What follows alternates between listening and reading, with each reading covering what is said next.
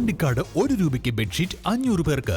വസ്ത്രങ്ങളിൽ വിലക്കുറവിന്റെ വിപ്ലവം തീർത്തുകൊണ്ട് മുന്നേറിക്കൊണ്ടിരിക്കുന്ന വസ്ത്രമഹാത്ഭുതത്തിന്റെ ഉദ്ഘാടനത്തോടനുബന്ധിച്ച് ഏപ്രിൽ 25 വെള്ളിയാഴ്ച മുതൽ ഏപ്രിൽ 27 ഞായറാഴ്ച വരെ ഔട്ട്ലെറ്റിൽ നിന്നും പർച്ചേസ് നടത്തുന്ന 500 ഉപഭോക്താക്കൾക്ക് വസ്ത്രമഹാത്ഭുതം സഫ എംപോറിയം, മേലാറ്റൂർ റോഡ്, പാണ്ടിക്കാട്.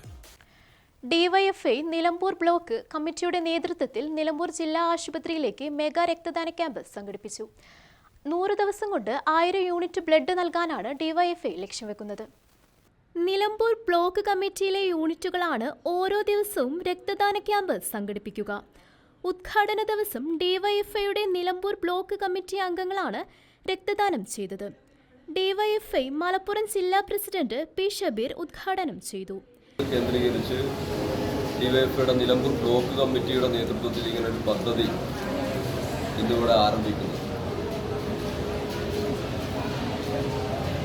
100 ദിനം കൊണ്ട് 1000 യൂണിറ്റ് ബ്ലഡ്.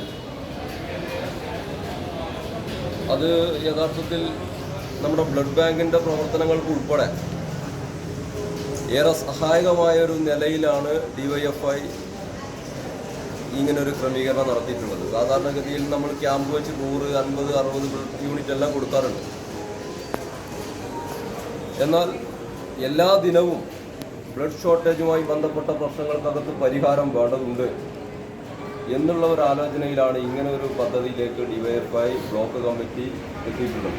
CPIM മലപ്പുറം ജില്ലാ കമ്മിറ്റി അംഗം E Padmakshan, area secretary Mohanan, hospital superintendent doctor Shinas Babu, doctor Praveena, V Sreedharan തുടങ്ങിയവർ ഉദ്ഘാടന പരിപാടിയിൽ പങ്കെടുത്തു.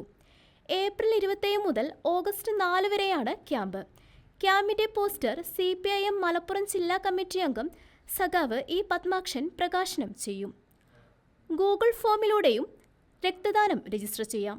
മാർക്കോ സിനിമയുടെ അസോസിയേറ്റഡ് ഡയറക്ടർ അശ്വിൻ സുരേഷ് കുമാർ ആദ്യം രജിസ്റ്റർ ചെയ്തുകൊണ്ട് ഗൂഗിൾ ഫോം ഉദ്ഘാടനം നിർവഹിച്ചു.